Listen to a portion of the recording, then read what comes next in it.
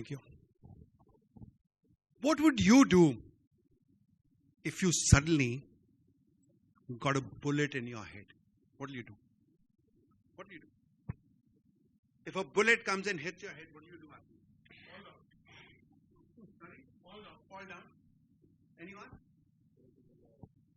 Pray to the Lord. Jo dar gaya, wo mar gaya. Very good. It was a very cold, wintry night, soon after midnight, year 1994, when the militancy was at its peak in J&K. Captainbin Matthew, an officer from my regiment, 17 Bihar, was sitting in his operations room at night, and he got a message that there were some militants hiding in a house in the nearby village. He immediately activated the quick reaction team, and as per drills, they were there in a short time right outside the house. As per the drills, one young officer went inside. He had his stain gun, and he was stealthily searching for any militant hiding there. Captainbin Matthew was at the door, as per the drill, supporting him with covering fire. And the rest of the team is behind to enter as they were going to go to the first floor and the second floor to search for the militants in the entire house. As the first officer who had gone in was looking around, suddenly there was a bullet fire. And he just heard the sound, and then he found this officer dropping on the floor. Now, he couldn't make out whether he was dead or wounded. And as the Indian Army never leaves its wounded or dead behind, we have had operations where you have gone to recover a dead body, where so many people take risk of their life, but we don't leave a dead body behind. So he crawled.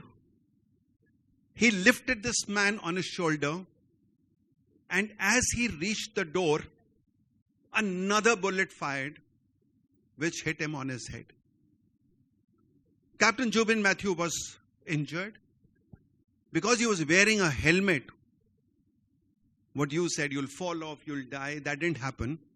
But he was severely injured in the head.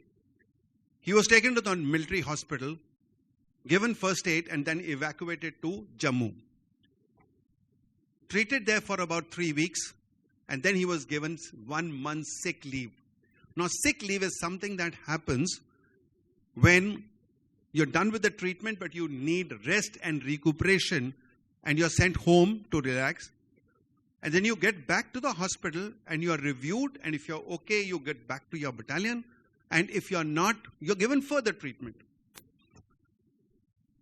So, that evening, Jubin should have taken a train to Delhi, where he belonged to, for his 1 month's sick leave. But he didn't do that. He went back to the transit camp. Next morning, took the convoy back to Srinagar and joined his battalion.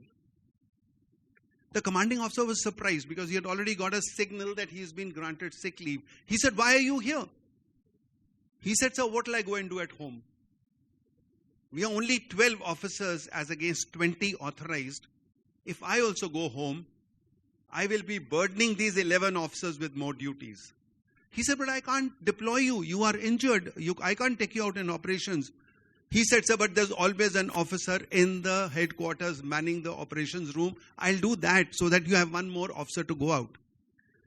The commanding officer was quite impressed, but the rules of the army don't permit him to go against medical advice. So he rang up the brigade commander, who said, "Don't worry, I'll take the risk. This man is doing an exemplary work. Let him set an example. Take a certificate from him that he is volunteering," and he stayed back. As luck would have it, another 2-3 weeks, another similar operation was launched. And Captainbin Matthew got injured for the second time in his head. My question to you is, how many of you think this can happen in the corporate world, in the civil world? How many times does it happen? Anyone? Any response? Somebody says never. I'll say rare, but it does happen. Yeah, I have known of companies where such things have happened. But to be very fair to everyone, I'll say it happens very rarely outside. It happens very often in the army. My second question is why? Why does it happen? Can somebody answer, why did Captainbin Matthew do this? Dedication, okay. Anyone else? Passion, yeah. Anyone else? Loyalty. People talk of patriotism, people talk of training. Let me tell you one thing. All of you sitting here are as patriotic as the man in the uniform. I don't think there's a difference. I think we belong to a country where everyone is patriotic. But it is beyond patriotism. Let me tell you a secret today. People in the army don't go and lay down their lives for their country. They lay down their lives for the izzat of the battalion. The izzat of the paltan, they call it. And this izzat is different from the dictionary word that you have heard of izzat. Till you feel this. Till you are in it. And you know, what does this izzat of the paltan mean? And why people in the army do it is, we boil down to one thing called organizational culture. Because everyone is doing it. Because we know in the army that if something goes wrong with me, and if I need blood, it will be the blood of these people, not of my parents, my siblings, or my friends. These are the people who are going to be in my immediate help when I need it. So we do it. We do it for each other. We do it for our commanders. We do it for our comrades. And why did I tell you this story? When I'm talking to a corporate client, I tell them how to build a corporate culture. But today I'm going to tell you how you can build your own individual culture. I call it personal value system. How do you build up your personal value system? Now I'm told I don't have the time that I was told yesterday, so I really rushed through this story. I'll just tell you 3 things and leave you with this idea.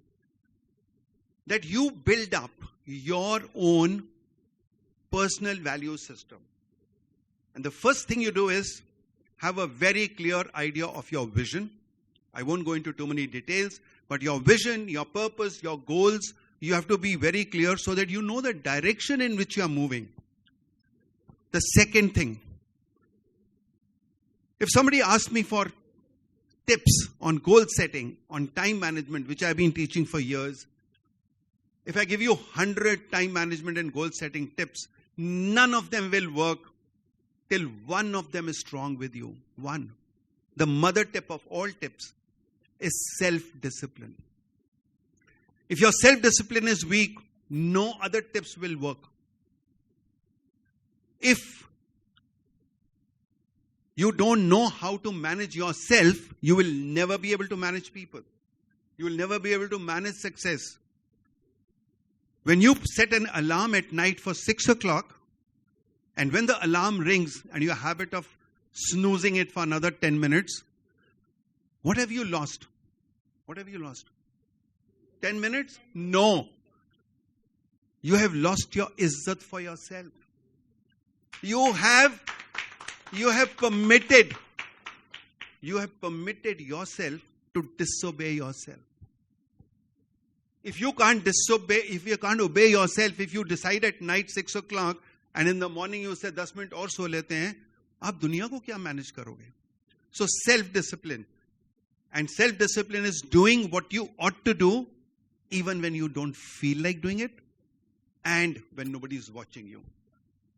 And the third thing, which is the most important, is to replace the corporate organization culture that I was talking about, is your personal code of honor. which you have to decide. A personal code of honor is something that you design for yourself, for your life and the life of others around you, to inspire yourself and do better. So today I leave you with a thought that if we want to live our life more happily, more successfully, let's build up our personal value system, build up our self-discipline, build up our personal code of honor so that we can live a life that we deserve, live a life that we want. Thank you.